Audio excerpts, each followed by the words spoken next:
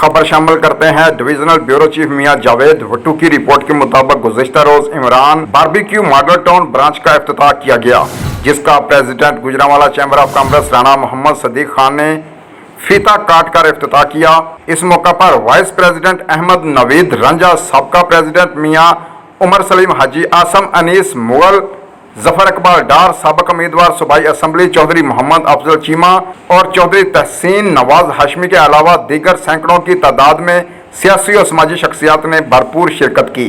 Imran barbecue के मालिक इमरान भाई और वकास भाई ने मेहमानाने ग्रामी का पुरलजीज खानों और बारबेक्यू से तवाज़ा की। इस मौका पर इमरान भाई ने तमाम आने वाले मेहमानाने ग्रामी का शुक्रिया भी अदा किया।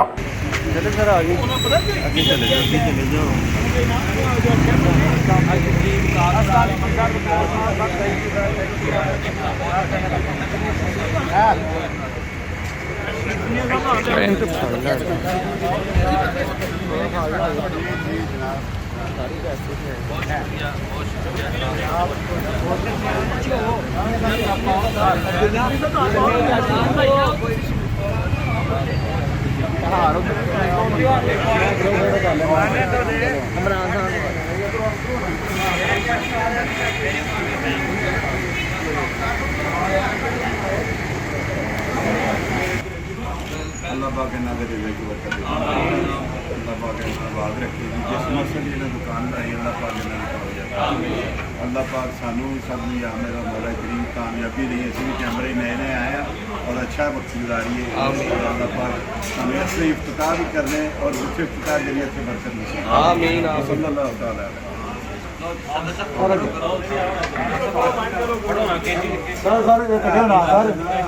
सर कटे ना एक मिनट कटे ना देखे देखे चलो सर ओके चलो